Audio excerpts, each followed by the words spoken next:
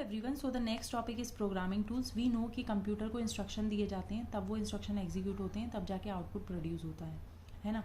अब ये जो इंस्ट्रक्शन होते हैं वो कंप्यूटर की लैंग्वेज में दिए जाते हैं। हमें पता है कि जो ह्यूमन है वो अलग लैंग्वेज अंडरस्टैंड करता है, जो मशीन है वो अलग लैंग्वेज अंडरस्टैंड करती है, 0-1। तो हमें क्या करना पड़ेगा, जो ह्यूमन हाई लेवल लैंग्वेज को जो है उसको लो लेवल लैंग्वेज में कन्वर्ट करना पड़ेगा, ताकि प्रोसेसिंग हो सके, एग्जीक्यूशन हो सके और आउटपुट मिल सके। उसके लिए हमें ट्रांसलेटर की ज़रूरत पड़ती है।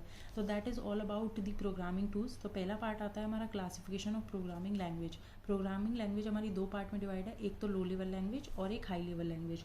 लो लेवल लैंग्वेज वो होती है जो कि मशीन समझती है, 0-1 लैंग्वेज, जो मशीन डिपेंडेंट होती है ना। बेसिकली मशीन समझती है और ह्यूमन भी समझते हैं, क्योंकि इसमें असेंबली लैंग्वेज भी आती है। कैसे?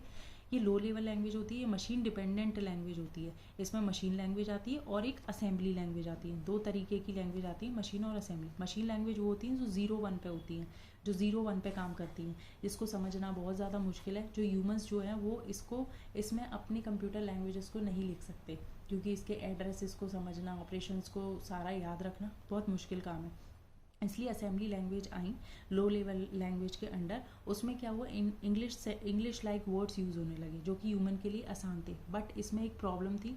प्रॉब्लम क्या थी? ये मशीन डिपेंडेंट थे। मशीन इज़ नॉट पोर्टेबल, मतलब जो कोड जो है एक प्रोसेसर के लिए लिखा गया है, तो दूसरे प्रोसेसर के लिए अलग से आपको कोड लिखना पड़ेगा। So this is the drawback of the assembly languages. इसीलिए फिर हाई लेवल लैंग्वेजेस आई, जो कि हमारी मशीन डिपेंडेंट नहीं थी, मशीन इंडिपेंडेंट थी।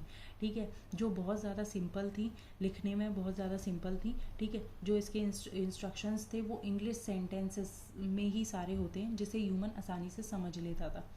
लेकिन इसमें क्या हुआ, हमें कन्वर्जन करने की ज़रूरत पड़ेगी। क्यों? क्योंकि जो हमारा कंप्यूटर है वो 0-1 समझता है। तो इसलिए हाई लेवल लैंग्वेज को लो लेवल लैंग्वेज में कन्वर्ट करने के लिए हमारा ट्रांसलेटर का कॉन्सेप्ट आया, that is language translator. Language translator क्या करता है, जो कोड हमारा हाई लेवल लैंग्वेज में होता है उसको हम सोर्स कोड कहते हैं, जो कोड हमारा मशीन लेवल लैंग्वेज में होता है उसको हम ऑब्जेक्ट कोड कहते हैं।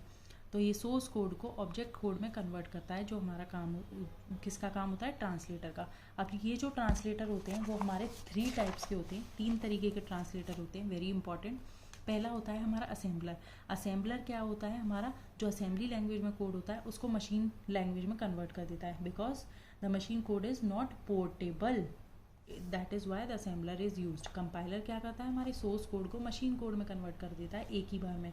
कैसे? ये चेक करता है कि हमारा जो हमारा कोड लिखा हुआ है सोर्स कोड में, जो आपके इंग्लिश स्टेटमेंट्स में जो लिखा हुआ है वो सिंटेक्स वाइज करेक्ट है या नहीं है। अगर वो सिंटेक्स वाइज करेक्ट है तभी वो कंपाइल होगा, तभी वो कन्वर्ट होगा मशीन कोड में, अदरवाइज नहीं होगा। कंपाइलर चेक करता है कि आपका जो कोड है वो सिंटेक्स वाइज करेक्ट है या नहीं है, otherwise it will give an error. Interpreter last है आपका इंटरप्रेटर। इंटरप्रेटर क्या करता है, आपके लाइन बाय लाइन कोड को चेक करता है।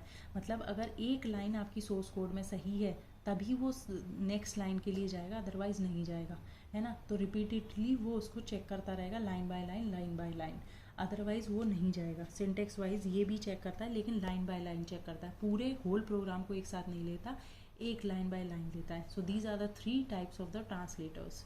लास्ट है आपका प्रोग्राम डेवलपमेंट टूल।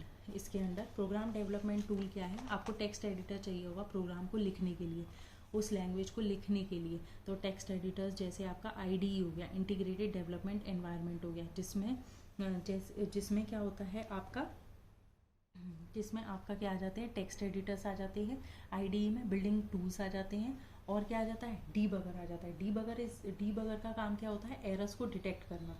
ठीक है, जैसे पाइथन की IDE है ना, और नेटबीन्स है, इक्लिप्स हैं, वो क्या है, हमारे IDE के एग्जांपल हैं। क्यों? क्योंकि इसमें टेक्स्ट एडिटर भी होता है जिसमें आप प्रोग्राम लिख सकते हैं। कुछ टूल्स पहले से बने हुए होते हैं जिससे आप यूज़ करते हो, कंपाइल करते हो, रन करते हो, और भी बहुत सारे टूल्स होते हैं जो पहले से बने हुए होते हैं, उनको आप यूज़ कर सकते हो।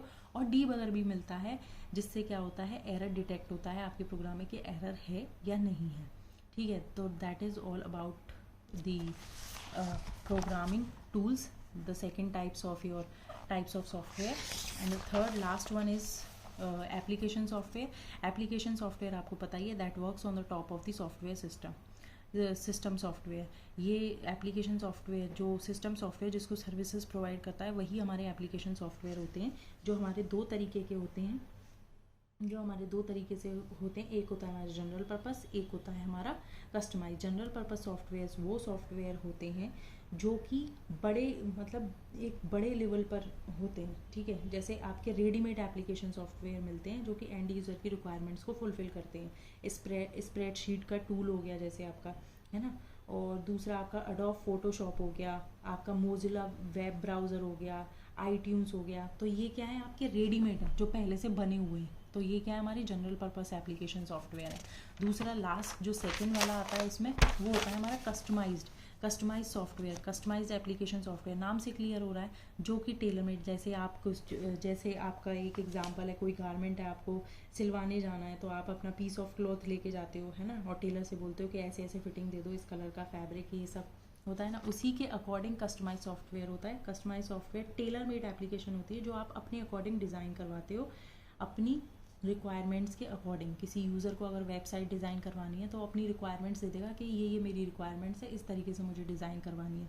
सो these are comes under the customised application software. Hope you understand. School management software system होता है, अकाउंटिंग सॉफ्टवेयर होता है, वेबसाइट होती हैं स्कूल्स की। So these are comes under the customised software. Hope you understand the types of software. The next topic is free and open source software.